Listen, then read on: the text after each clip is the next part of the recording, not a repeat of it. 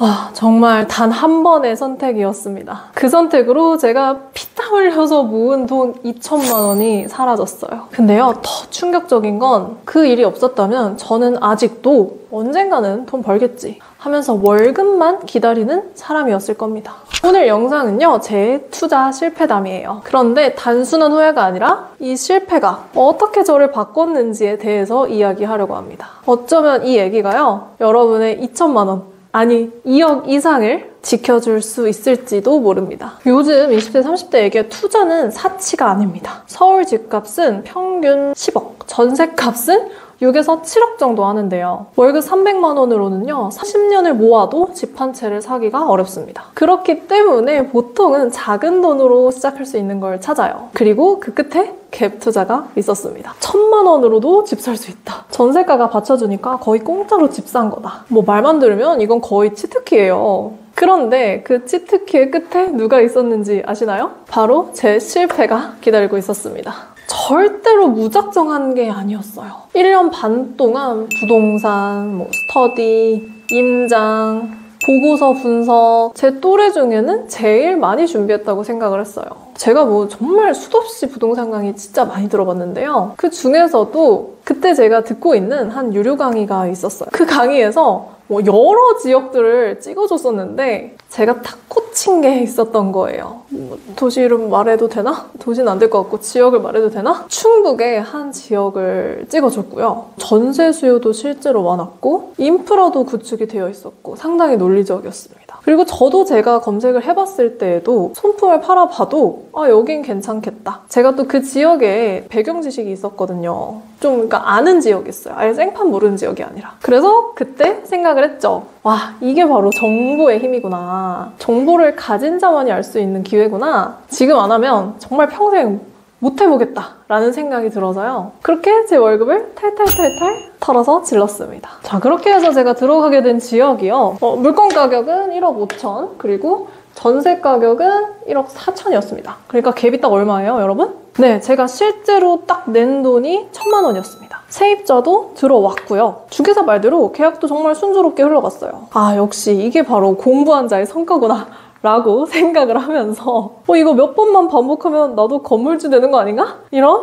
오만한 생각을 했습니다. 그리고 저는 그때부터 제 인생이 바뀌기 시작하겠다라고 믿었어요. 그런데 제가 정말 딱 고점에 들어가게 된 거예요. 진짜 딱 그 시기였어요. 어떻게 그럴 수 있나 싶어요. 제가 매입한 그 시점이 그 동네 역사상 가장 고점이었던 거예요. 그리고 제가 살 때 막 1억 6천, 1억 7천까지도 거래가 됐었거든요. 그런데 한 몇 개월 뒤부터 1억 5천, 1억 4,500, 1억 3,500까지 내려가기 시작하는 거예요. 그 물건은요, 이미 수익을 본 사람들이 다 빠져나가고 제가 마지막 번호표를 들고 그 물건을 받은 거죠. 그때 공인중개사가 뭐라고 했냐면요, 여기 전세 진짜 잘 나가, 여기 수요 많아서 다 회복돼 라고 했습니다. 근데 지금 생각해보면요, 그 말이 다 뭐야? 그 말들은 전부 마지막 손님을 붙잡는 멘트였어요. 그런데요, 여러분, 진짜 힘든 건 돈이 아니었습니다. 바로 세입자였어요. 지금도 생각하면 가끔씩 좀 열이 뻗치는데요, 지금도 잘 이해가 안 돼.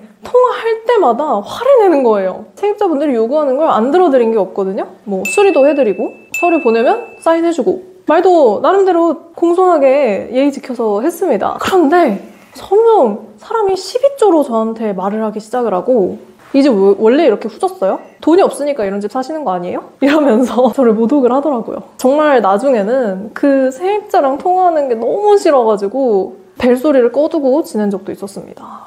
이게 전화하면 자꾸 저한테 화를 내니까요. 아니, 내가 집주인인데. 정작 그 집의 주인이 제가 아닌 것 같았어요. 일단 본인보다 나이도 어리고 또 여자라는 이유로 무시를 당한다는 느낌을 강하게 받았습니다. 남자가 전화를 받으면 그렇게 대하질 않더라고요. 저는 그래서 그게 지금 생각해보면 정말 돈 잃는 것보다도 더 괴로웠던 것 같아요. 그래서 진짜 이 경험이 저한테 너무 값진 교훈을 줬어요. 자, 일단 첫 번째, 남의 말 듣고 투자하면 책임은 내가 진다. 저는 정말로 그 동네에 대한 나름 확신이 있었거든요. 근데 생각해보면 물론 결정은 제가 했지만 그 강의에서 찍어준 동네를 그렇게 그냥 대뜸 가가지고 계약을 하는 것 자체가 굉장히 무모한 행동이었던 것 같아요. 근데 저만 그런 게 아니라요, 제가 주변 이렇게 보잖아요, 생각보다 많은 분들이 투자 결정을 남의 말을 듣고 합니다. 어떻게 보면 여러분 뭐 유튜브에서 추천하는 종목들이라든지 뭐 주식, 뭐 코인 아니면 야, 저 이번에 누가 이걸로 얼마 벌었다더라, 누가 어디 뭐 사가지고 얼마로 불렸다더라 하는 것들 있죠. 그런 거에 사람이 혹하게 되더라고요. 저도 그렇게 해서 또 코인도 날려본 적이 있습니다. 자, 근데 그럼 뭐합니까? 남이 알려줘봤자 어차피 잃는 건 누구야? 나예요, 나. 그래서 정말 남의 말 듣고 하는 투자는 진짜 하지 말아야 된다. 특히나 부동산은 절대로 안 됩니다. 무조건 실거주 목적이 첫 매매로는 가장 좋은 것 같아요. 자, 그리고 두 번째, 여러분 진짜 반드시 아셔야 될 거, 공인중개사는요 판매자이지 조언자가 아닙니다. 물건을 찾기 위해서 많은 공인중개사들을 만나다 보면요, 매수할 때 보통 굉장히 우호적이고 되게 나이스하게 해주시는 분들이 많아요. 그리고 어떻게 보면 저도 뭘 모르고 뭔가 굉장히 응대도 잘해주시고 저한테 나이스하게 막 적극적으로 영업을 하셨던 공인중개사 말을 믿은 부분이 있더라고요. 돌이켜보니까요. 그때는 제가 난 내가 판단하는 거라고 생각을 했는데 지나고 나서 생각을 해보니까 내가 그때 바람이 들었구나 라는 생각도 들더라고요. 근데 생각해보세요. 그분들도 먹고 살아야 되잖아요. 당연히 팔아야 되는 입장입니다. 근데 초보자가 매수할 때는 이 사실을 잘 모른다라는 거죠. 그리고 세 번째, 이것도 정말 하기 전엔 몰랐는데 수익보다는 비용이 먼저 날아옵니다. 여러분 생각해보세요. 우리가 수익을 얻게 되는 때에는요 나중이에요. 예를 들어 내가 매매를 했다라고 하면은 시세 차익을 얻기까지 많은 시간이 흘러야 얻을 수가 있고요.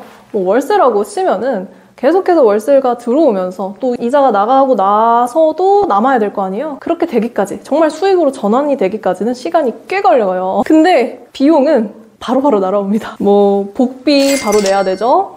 중개 수수료요. 그리고 또 수리비.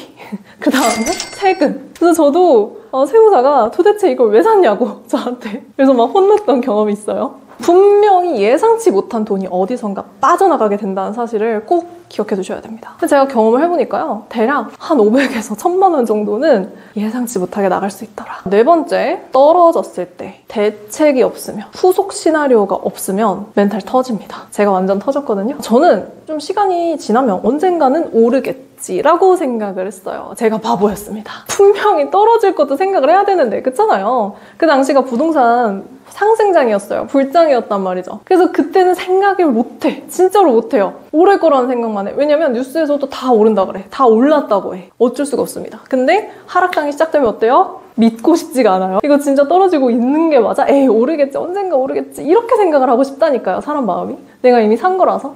근데 그러시면 안 되고 떨어졌을 때를 무조건 고려하고 생각을 해야 돼요. 자, 그 다음 마지막 다섯 번째, 진짜 대망의 너무 중요한 인사이트인데요. 제가 뭐 그 이후로도 부동산 공부를 꾸준히, 그때만큼 열심히 하진 않았지만 그래도 계속해서 꾸준히 보고 있어요. 지표도 계속 챙겨보고 있고 집값도 계속 보고 있는데요. 자, 결국 오르는 건 어디다? 서울이다.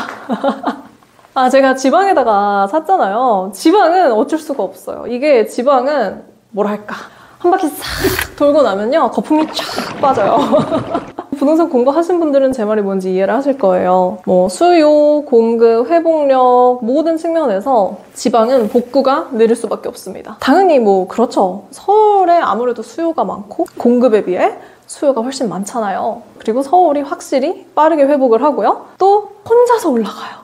전국 다 빠져있을 때도 서울은 올라가요. 근데 뭐 누가 몰라서 못 사냐고요. 아니, 서울 모르는 거 누가 몰라? 그렇잖아요. 저도 그렇게 생각을 하고 소액으로 한번 해보자 라는 마음에서 도전을 했던 거였습니다. 그래서 저는 방향을 바꿨습니다. 제가 진짜 깨달은 건 투자가 문제가 아니라 돈의 크기가 문제였다는 거예요. 아무리 시장 분석을 잘해도요, 결국 시드머니가 없으면 내가 할 수 있는 건 그냥 구경밖에 없어. 구경꾼밖에 될 수 없어요. 그래서 그때부터 고민을 했던 것 같아요. 어떻게 해서 현금을 벌 수 있을까? 어떻게 돈을 벌까? 투자 말고 현금을 버는 다른 방법은 없을까? 어떻게 해야 내가 버는 돈의 볼륨, 크기를 키울 수 있을까? 그래서 저는 컨텐츠를 시작했습니다. 생각해보니까요, 제가 가진 거는 실패 경험, 그리고 글 쓰는 능력, 그리고 그걸 이렇게 말로 전달하는 거더라고요. 그걸 모아서 콘텐츠를 만들기 시작을 했고요. 그러자 사람들이 관심을 주기 시작을 하더라고요. 그리고 지금은 그걸 기반으로 콘텐츠 교육을 하고 있습니다. 자신만의 주제를 가진 사람들과 함께